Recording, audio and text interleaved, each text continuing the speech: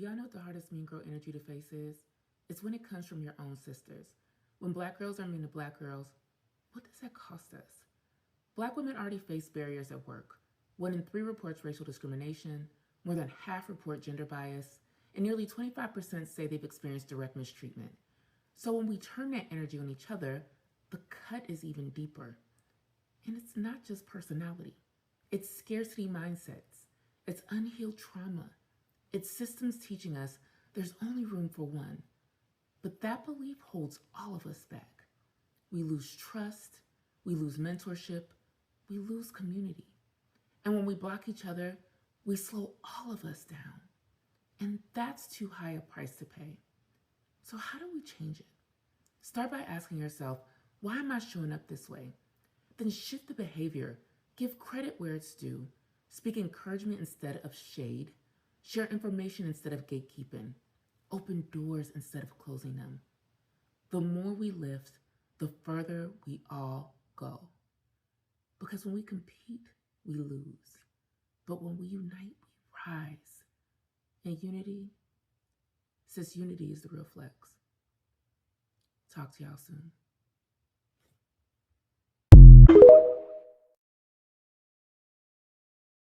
And I just want to say that, a lot of times black women don't get along.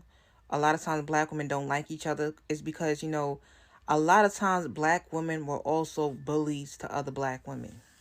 There's some black women out there that are traumatized by other black women. So when we see other black women, a lot of times we don't want to be friends with them. We don't want nothing to do with them or whatever, because they remember that a lot of times their first bullies were black women. Whether it was their mother, their sister, their aunt, their cousin, or whatever.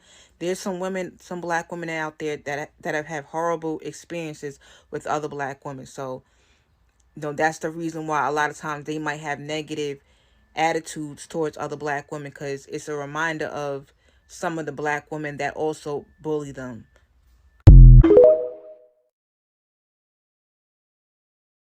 Why are black people so hard on other black people? Why is it that we can't just support the next black person without having to criticize each and everything that they do? If you like it, you like it. There's no need for you to sit up there and criticize that person.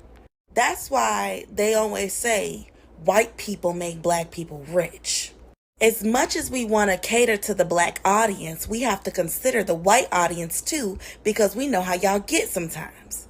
And I know you want the best for us, the best representation. Yes, I understand. But when someone is trying and you are seeing results from them doing what they're doing, why do you have to, and why do you feel the need to criticize them instead of supporting them? Everybody learns in due time and everyone gets better in time. But I feel like we don't have enough grace with one another. If y'all know who I was 2-3 years ago, y'all be like, I wasn't bad or nothing, but I could use a little work. But my experiences have allowed me to grow and have allowed me to mature. If I didn't have grace from my mom and my family, I don't know where I would have been. Because just out here, we don't have it like that. Unfortunately, I feel like y'all wait until it's too late to support a person. Y'all wait until the whole world done caught on before you decide to catch on. Before you see the value in a person, you could be watching them and watching what they doing for the longest time. And then when the whole world catches on is when y'all decided to support. But prior to that, you had all the time in the world to do so. I'm convinced this is a little bit of slave mentality, a little bit of plantation mentality going on up in here. These are chains we need to break, because I just don't want to raise my child in this in the future. I don't.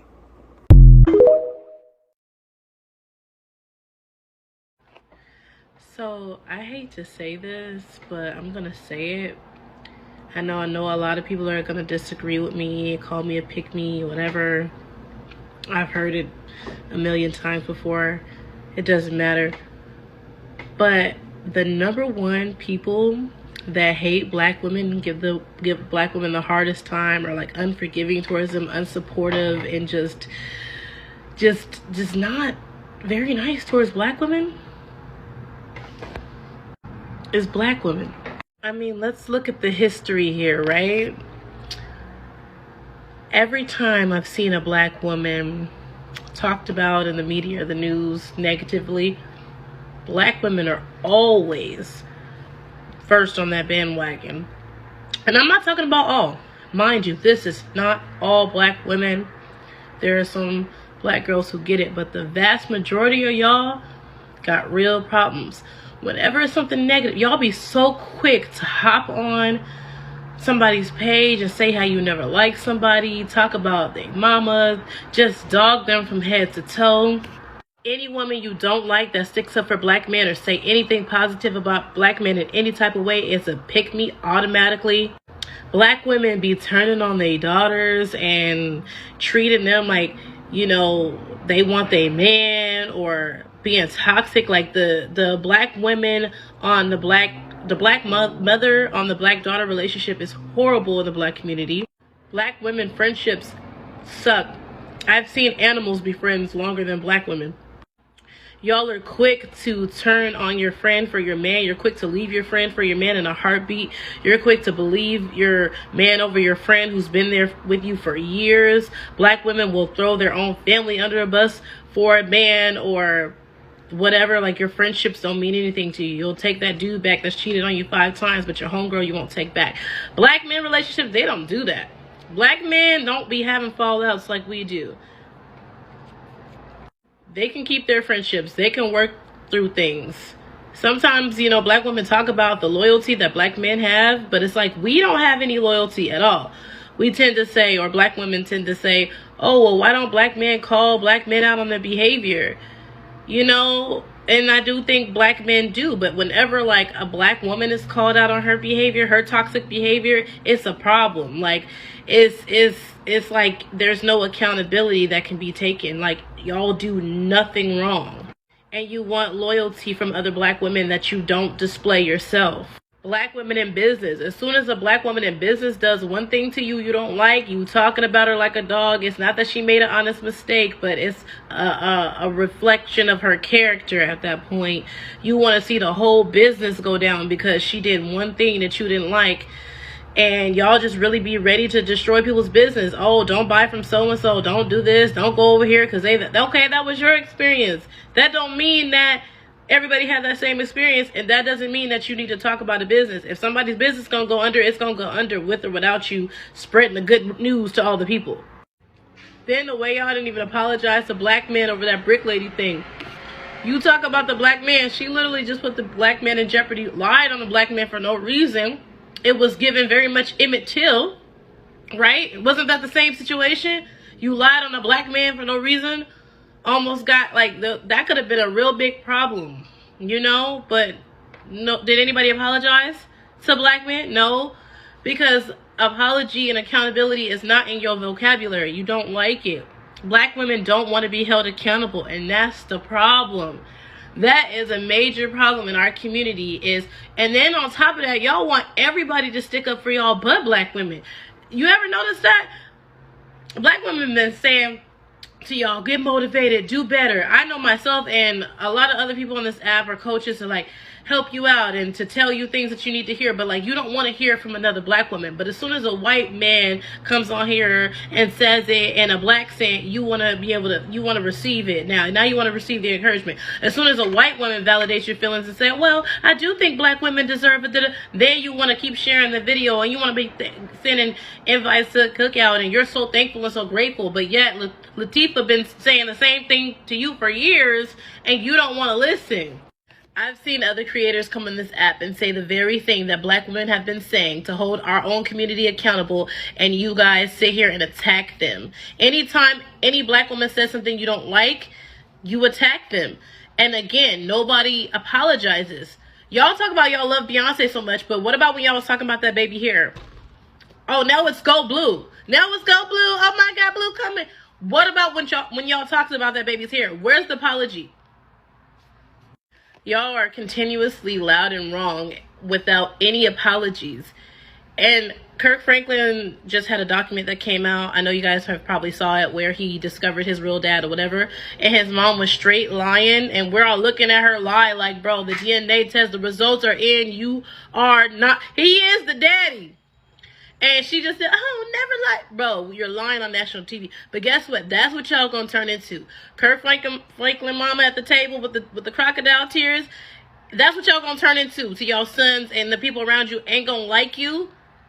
Okay, if you grow up and you be an old, bitter black woman that nobody can say nothing to, that can't be held accountable, that your stuff don't stink, everything you do is right, and can't nobody tell you nothing, everybody's a hater. Let's see how your life turns out. Let's see who's going to be at the table when you turn 50, 60. Who's coming back for the soul food, okay? Because if you don't act right, that's what's going to be happening to you. You're going to be old, bitter, lonely.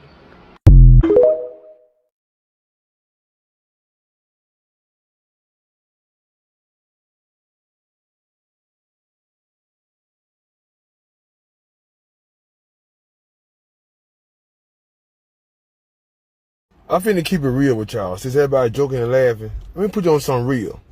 The devil can come as a woman, as a man, a good friend, good cousin, good mom and daddy, and the whole time they're a snake. Them same one you trust, they use them words to play with your mind. When you hear them talk, it sounds so good, they look so good. They make things feel so good. Mom and daddy can be saying something so right, but they wrong at the same time. That girl, that man you meet can be talking so good, but later on they trick you because they know you, they watch you, they talk about you, they ask about you. They know what you like and dislike. And once you don't do what they say do, they cut you. I'm telling you, watch yourself out here, man. A narcissist is not a human being, so do not consider them as one. A narcissist is a devil in human form. Here are 7 ways the demonic spirits express themselves through a narcissist. Let me share this truth with you for free. Number 1, destructive impact. The devil's intention is to destroy. Being in a relationship with a narcissist is draining, toxic, and damaging to your mental health. Number 2, the devil can never take accountability. Narcissists will refuse to take responsibilities for their actions, blaming others or making excuses. Number 3, abuse. The devil takes pleasure in the misery of other people, and a narcissist is emotionally, psychologically, mentally, and even physically abusive to those around them, especially their victims. Number 4, deception. The devil deceived humanity with false promises. Narcissists engage in deceptive behaviors such as lying, cheating, or hiding the truth to achieve their goals. Number 5, arrogance and entitlement. The devil is proud, and the narcissist has an inflated sense of self-importance, entitled, and a great need for admiration.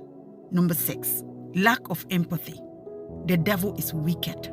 The devil seeks to kill, steal, and destroy with no remorse, and the narcissists show no concern about their victims' feelings, needs, or well-being. They have no remorse when they abuse their victims. Number 7, manipulative nature. The devil manipulates to get what they want, and the narcissist uses manipulation, gaslighting, and emotional abuse to control and exploit others for their own selfish purposes. And here is the truth for you. If you're in a relationship with a narcissist, you are not wrestling against flesh and blood. You are wrestling against principalities and powers of darkness. They cannot change. Expecting a narcissist to change is like expecting a demon to repent. So you only have 2 options if you are with a narcissist. Option number 1 is to get out of that relationship, get out of that environment, leave to leave. Option number 2, if you don't have a means to leave right away, detach from them emotionally. Focus that energy on improving yourself. Grow financially, mentally, emotionally, and spiritually. Invest that energy into yourself. When you grow, when you change, the things, experiences, and people you attract in your life will also change. I don't know who needs to hear this, but just because you don't believe in witchcraft doesn't mean that it's not going to affect you. And just because you can't hear or see spirits doesn't mean that other people don't. God didn't give some of y'all spiritual gifts because he knew that you would be selfish and not help other people. He knew that you would use your gifts to do evil ass shit. And let me tell you something, being a witch or a spiritual person does not exempt us from life's problems. It doesn't mean that we're always going to get our way. And it doesn't mean that people aren't going to try to fuck with us. People actually try to attack us more because we embody an energy that they will never understand. We are capable of certain things that they're not unless they fucking pay somebody. And when God places a spiritual person in your life, that means it's time to grow and it's time to fucking listen. Because God and your spirits will speak through other people. That person sees things that you don't. In a way, it's also your job to protect that spiritual person. For those of you that do the opposite, you must have a death wish. Why are you hexing yourself? Because let me tell you something. Anybody that has done me wrong has either died, went to jail, got in crazy car accidents, illnesses that are just completely unexplained. I've even seen situations where when people decided to have kids, their kids came out fucked up. Listen, some of us are forgiving, but our spirits, not so much. It costs $0 to be a good person. It also costs $0 to leave somebody the fuck alone if you are not healing. It's literally our job to hold the mirror up. And if you're getting mad at that person that's holding the mirror up and not mad at yourself, that tells me all I need to know.